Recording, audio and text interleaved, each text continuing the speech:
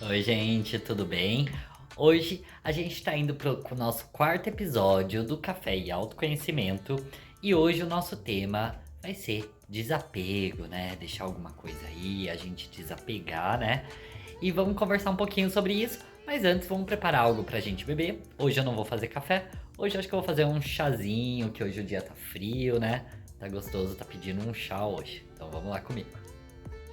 Bom, gente, já deixei a água para ferver. Peguei aqui 2 sachês de capim-cidreira. Acho que eu vou fazer capim-cidreira. E em todos os meus chás eu coloco lavanda, lavanda seca. Eu tenho lavanda aqui em casa. Aí quando eu podo elas, eu ponho elas para secar. Dá um gostinho a mais no chá. Então vamos esperar a água ferver.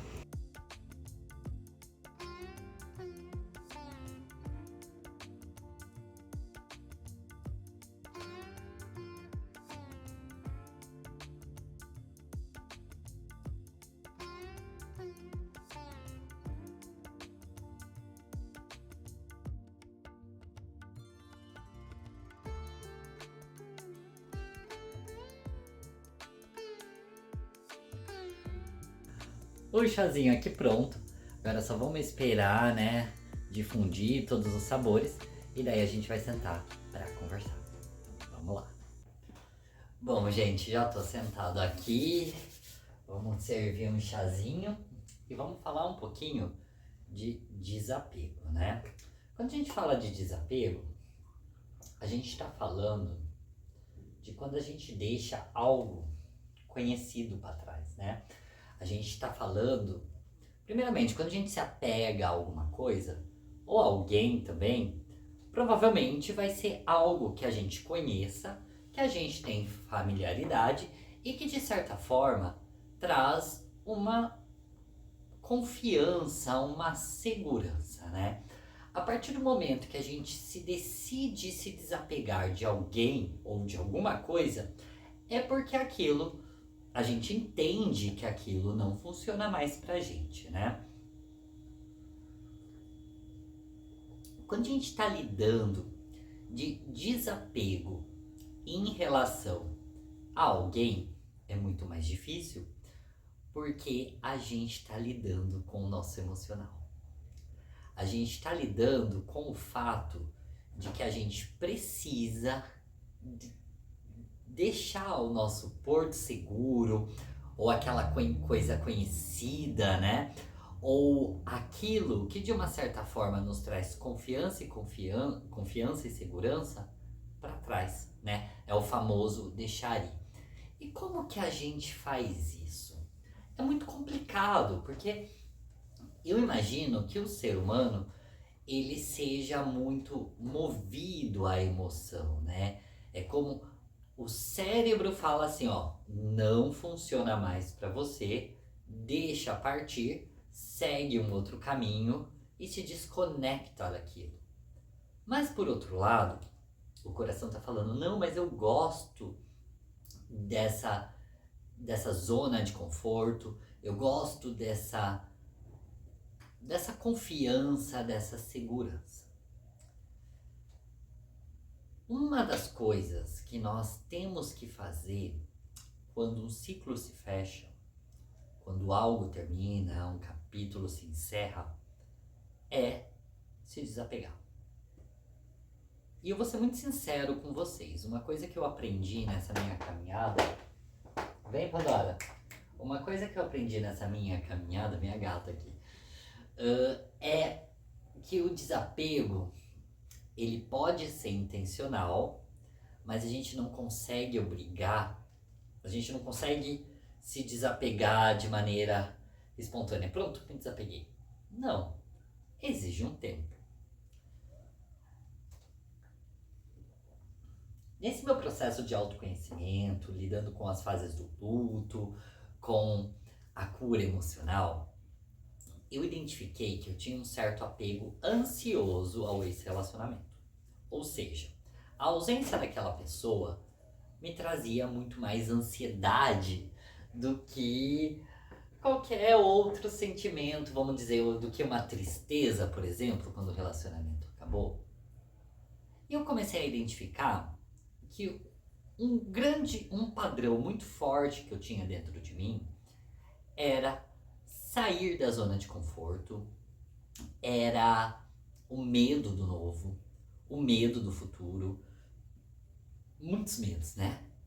Se a gente está falando de medo, a gente está falando de segurança.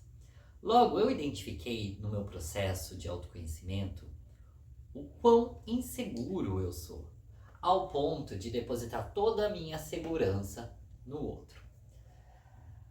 Nesse meu trajeto também, eu identifiquei outro item. Eu parei para pensar em algum relacionamento. O que eu procuro na outra pessoa? Eu procuro uma pessoa que me traga segurança. Ok, então eu tenho que trabalhar a minha própria segurança. Eu sinto que eu procuro numa outra pessoa uma certa validação, né? Então tudo que eu faço, ser elogiado e tal. Então eu preciso trabalhar minha autovalidação. Eu procuro no outro um amor. Então eu preciso trabalhar o meu amor próprio, consequentemente minha autoestima. Por isso que é muito importante, gente, a gente, de uma certa forma, refletir muito quem nós somos. Porque geralmente o que a gente está procurando no outro é o que está faltando na gente. E o outro, ele não tem a obrigação de suprir as nossas necessidades. E tá tudo bem, porque todo mundo tem necessidades, todo mundo tem faltas, né? A gente é criado de maneiras diferentes, depende muito da família, dos pais, do contexto que você é criado. Porque outra coisa que eu consegui identificar, e eu já falei nos outros vídeos, é que todo o sofrimento, todas as feridas causadas por uma outra pessoa são feridas vindas de infância e de adolescência. O que pode surtir um efeito no nosso comportamento, nos nossos padrões comportamentais durante a vida, o que acaba acarretando um certo sofrimento. O budismo, ele tem uma das leis do budismo, dos ensinamentos budistas, é que todo apego gera sofrimento, e de fato gera, né? Porque se a gente tem apego a alguma coisa e estamos depositando certas expectativas, e é normal depositar certas expectativas na outra pessoa, mas a partir do momento que a gente espera com que o outro supra as nossas necessidades, a gente acaba sofrendo no final. Foi o que aconteceu comigo, gente, e é o que acontece com todo mundo, né? Porque cada indivíduo é diferente. Bom, nesse meu processo de término de relacionamento, fases do luto, cura emocional, eu já tinha muito claro pra mim que eu tinha que me desapegar e cortar qualquer tipo de conexão ou laço que eu tinha com a outra pessoa. Só que a gente não nasce, a gente não tem nenhum tipo de manual que ensine a gente a se desapegar. Isso só vem com o tempo. Mas a gente tem que fazer a nossa parte, né? Então, meu processo de desapego foi intenso, foi difícil, né? Eu costumo dizer que eu ainda estou no processo da cura emocional, consequentemente, no processo do desapego. Bom, eu identifiquei, primeiramente, que aquela pessoa de fato não era pra mim e eu precisava deixar aquela pessoa ir pra eu seguir o meu caminho. Legal. Eu identifiquei que quando um ciclo se fecha, outro se abre. Mas dá muito medo do ciclo novo, porque nós tendemos a ter mais conforto e mais segurança no que é conhecido pra gente. Eu sabia disso de forma racional, mas não sabia disso internamente. Eu precisava então usar afirmações e falar pra mim mesmo que tá tudo bem.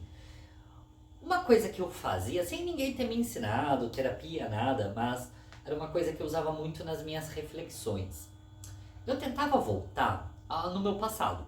Não num passado muito distante, nem precisava ser muito 10 anos atrás. Podia ser 2 anos atrás. E eu via que num período de 1 ou 2 anos, quanta coisa aconteceu na minha vida, né? E se vocês pararem para refletir agora, nesse momento, voltem 1, 2 anos atrás. Vejam quantas coisas vocês passaram. Porque a vida, ela é mudança, ela é impermanente. Então, quando me batia uma certa insegurança de me desapegar da pessoa, e o ser humano é complexo, né? A pessoa te faz muito mal e a gente ainda continua apegado, né? Mas é difícil lidar com as emoções e se desconectar do outro. Mas, eu voltava no passado e eu reparava, né, que a minha vida tinha muita mudança e que ia acontecer daqui pra frente. Daqui 2 anos, talvez eu nem esteja aqui conversando com vocês, talvez eu esteja envolvido num outro projeto, não sei. Poderia conhecer uma outra pessoa, enfim. Então, eu tinha que internalizar esse conhecimento dentro de mim e colocar esse conhecimento dentro do meu coração, para que eu não tivesse tanto medo do futuro. Porque a gente tem medo, eu vou ficar sozinho pro fim da vida, e a gente sabe que no fundo não é isso. Outro jeito outra técnica, né, que eu encontrei para me desapegar da pessoa, que foi uma das primeiras, né, que a gente faz as coisas tudo no calor da emoção e que me fez bem de uma certa forma, foi ter me livrado de tudo que me remetia àquela pessoa, né? Presentes, coisas que as pessoas usavam, ou seja, os famosos gatilhos, né? Você olha alguma coisa, ouve alguma coisa e automaticamente o cérebro já quer voltar a lembrar daquela pessoa. Então eu devolvi todos os presentes, até coisas minhas que a outra pessoa usava, eu doei. Falei, pode levar, quero energia, quero limpar as energias aqui. E foi a melhor coisa que eu fiz. Só que quando a gente fala de gatilhos, os gatilhos eles são muito subjetivos, né? O que pode ser gatilho para mim, pode ser gatilho para você. Um exemplo, vamos pegar aqui a minha estátua do Ganesha. Vamos olhar essa estátua. O que essa estátua representa para vocês? Vocês podem me falar, é apenas uma estátua. E é, de fato, apenas uma estátua. E se eu disser para vocês que esse foi um dos únicos objetos do meu último relacionamento que eu fiz questão de ficar, de não devolver? Tá, Ruth, mas você olha para esse objeto, você não vai lembrar da pessoa? Olha que loucura. Esse foi um dos únicos presentes que a outra pessoa me deu e eu não consigo associar esse objeto a outra pessoa, apesar de ter sido um presente. Porque logo quando eu recebi esse presente, eu associei automaticamente a yoga, ao budismo, à meditação, né? O Ganesha, o deus da prosperidade. Eu olho isso, eu não lembro da outra pessoa. E a mesma coisa é esse japamala. Eu ganhei junto com o Ganesha. E eu também não remeto à pessoa. Por quê? Porque esse objeto me remete automaticamente, gente. Me remete a yoga, à meditação, aos mantras, ao budismo. Então, foram os 2 únicos objetos que eram presentes de uma pessoa que não me fez muito feliz no final, mas que eu não me livrei porque eu não tinha nenhum tipo de associação do objeto com a pessoa. O resto das coisas, gente, foi tudo embora. Mas eu tentei evitar ao máximo os gatilhos. Músicas, por exemplo, tinha músicas que eu não podia escutar. E olha que loucura. Eu lembro que tinha uma música específica que lembrava o início do luto, o início do término, né? O início do fim. Eu não podia ouvir aquela música que eu já ficava mal. Aí eu entrava olha como é que a gente atrai as coisas. Eu entrava no carro do Uber, né? Passava em algum lugar, aquela música tocando, eu na hora eu lembrava, já ficava mal, já ficava triste, já ficava chateado. Até que um dia, minha prima querida, ela gravou um stories no Instagram, dançando aquela música. Agora, eu escuto essa música, eu mudei a associação. Isso acontece, gente, de forma natural. Eu escuto essa música, eu lembro da minha prima. A mesma música, que era a música do término, virou a música que me lembra minha prima. E eu sou uma pessoa muito auditiva, né? Então, eu, eu memorizo muito voz, relaciono muito música com momento, música com pessoa, e acaba até criando uma certa aversão com a música de acordo com a pessoa ou de acordo com o momento. Então, uma das outras dicas é tentar se livrar dos gatilhos. Se não tem como, o próprio tempo, ele vai começar a deixar com que aquilo deixe de ser gatilho, porque o cérebro, a mente, ela acaba parando de fazer a associação. E é difícil. É difícil porque cada gatilho que vinha até mim, né, e gerava uma emoção, essa emoção geralmente era de ansiedade, apego ansioso. Não é fácil, gente, não é fácil. Mas eu acho que a chave do negócio, a chave do desapego, e não só do desapego, mas para qualquer problema que vocês venham enfrentar durante a fase do luto, até chegar na cura emocional, é vocês focarem em si mesmo. Olharem para o interior e focarem em si mesmo. Esse é o mais importante. Porque automaticamente vocês se priorizando, pode até parecer clichê, mas automaticamente vocês se priorizando, vem a autoestima, vem a segurança. E aquele sentimento de falta, de vazio dentro de você vai embora, porque você passa a se concentrar, a se amar, a se sentir seguro. Gente, eu tô ouvindo aqui o trem, ele quer passar mais uma vez. Como todos os vídeos do Café e Autoconhecimento, o trem passa. Eu vou só pausar o vídeo aqui para não ficar sempre o barulho de trem, que vocês não são obrigados a escutar. Já já eu retorno com o meu chá e vamos continuar o nosso papo. Bom, gente, vamos continuar. Tô de volta.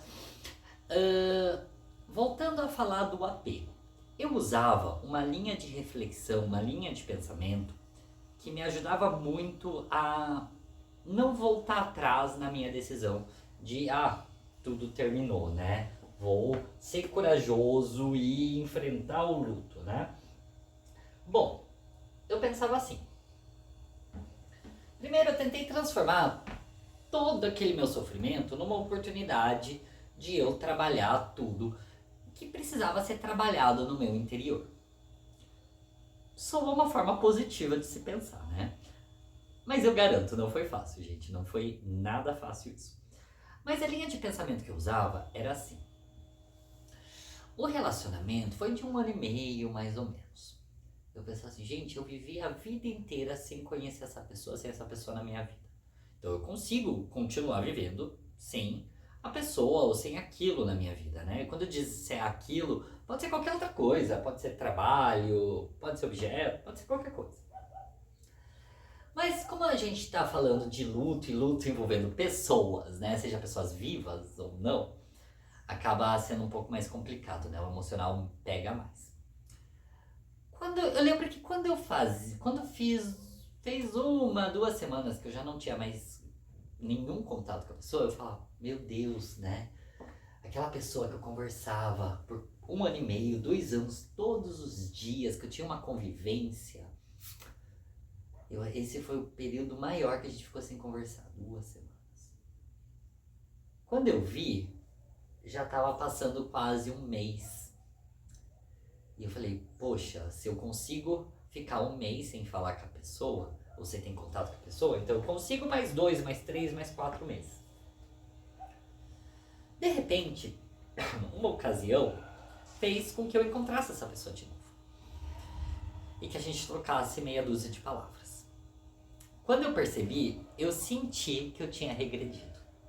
E aquilo pra mim foi totalmente frustrante, né? Porque eu tava convicto do que não servia mais pra mim. E eu tava até, de uma certa forma, satisfeito de 1 mês sem ter contato com a pessoa, né? A gente tinha contato sempre, e esse foi o maior tempo que a gente ficou sem se falar, e eu tô vivo. Sofrendo, tá doendo, mas eu tô vivo. E de repente, a vida faz com que a gente se reencontre, enfim. Aí, bora começar do dia 0. Brincando, gente. Passou mais 1 mês sem ter contato. Pronto, recuperei 1 mês sem contato. Passou 2, passou 3, passou 4. Aí você para pra pensar. Já tô, sei lá, 4, 5, 6 meses sem ter contato com a pessoa. Então eu consigo. Mas 6 meses sem ter contato com a pessoa, isso totaliza 1 ano. Ah, mas 1 ano, isso já totaliza 1 ano e meio sem ter contato com a pessoa. Então, mas até chegar, por exemplo, nesse 1 ano e meio sem ter contato com a outra pessoa, até lá vocês já não estão mais contando o tempo, né, de sem ter contato, de ficar sem falar. Até lá, aquela história já não vai ter mais tanta importância como teve. Até lá, todo aquele sofrimento, se é que vai ter um sofrimento. Então a gente precisa confiar muito no tempo. E cada vez, eu vou falar agora pra vocês que estão passando por um término, por qualquer motivo que seja. Se aquela pessoa fosse a certa, ela estaria aí com você nesse momento. Esse é um ponto. Se você tá há 1 semana, 1 mês, seja lá quanto tempo, sem ter contato com a pessoa e pensa em procurar ela, eu garanto, a sensação vai ser de frustração. Porque vocês vão ter que começar do zero a se recuperar e a passar novamente pelo processo do desapego. Por isso que eu digo, gente, foquem em vocês, priorizem vocês, lidem com a dor, que é difícil, é dolorido, pode afetar várias áreas das nossas vidas, só que passa, em algum momento, vocês vão se sentir mais fortalecidos. Aconteceu comigo, gente. Pode parecer que eu sou o dono da razão, ou que eu tenho muita maturidade emocional. Não tenho, não. Eu percebi, eu era uma pessoa num relacionamento totalmente dependente emocional, que jurava que nós tínhamos uma conexão de outras vidas, ou outra pessoa fazia eu acreditar isso, e eu, tonto, acreditava mesmo. Mas eu também tentava racionalizar, falar, poxa, se aquela pessoa me fez sofrer tanto, por que agora eu não aproveito o meu momento de paz? Pode ser com dor? Pode, mas é um momento de paz, porque agora eu não tenho que justificar nada, eu não tenho que explicar nada, eu não tenho obrigação de nada. A minha única obrigação é comigo mesma e com as minhas prioridades, e com os meus gatos aqui, com as minhas plantas, que são seres vivos e dependem de mim. E eu dependo de mim também. Esse é o truque, gente. Vocês dependem só de vocês mesmos. Usem todo esse sofrimento, toda essa dor, para se fortalecerem, se curarem de feridas antigas. Bom, gente, o desapego não é fácil. É muito mais fácil se apegar do que desapegar, mas também não é algo impossível. Confiem em vocês, confiem no destino, confiem no novo, porque se algo acaba, algo melhor vai surgir. Vocês podem apostar nisso. Problemas na vida a gente sempre vai ter, isso é fato, isso a gente sabe. Mas quando tiver o medo do daqui pra frente, lembrem de 1 ano atrás. Em 1 ano atrás, vocês não imaginavam que vocês poderiam estar vivendo o que estão vivendo agora. Pensa que num período de 12 meses, quantas coisas aconteceram? Coisas previstas, coisas não previstas, coisas boas, coisas ruins.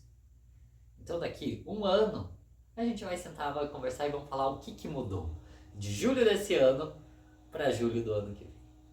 E vocês vão ver como a vida é pura mudança, a vida é puro movimento. Bom, gente, é isso. Vou continuar tomando meu chazinho, minhas gatas estão dormindo aqui, vou fazer um pouco de companhia para elas. E a gente se vê no próximo vídeo. O que a gente pode falar no próximo vídeo, hein, gente? Nem parei para pensar. Vamos fazer o seguinte? Vai ser surpresa, né? Vai ser surpresa porque eu não sei. Mas vai ser sobre, obviamente, o autoconhecimento. Mas o tema específico, vamos ver no próximo vídeo, que eu vou pegar essa 1 semaninha pra pensar. Tá bom? Gente, fiquem bem, sejam felizes, se curem e amem-se. Amem-se. Se priorizem. Fiquem bem. Um beijo, gente, e muita paz pra vocês.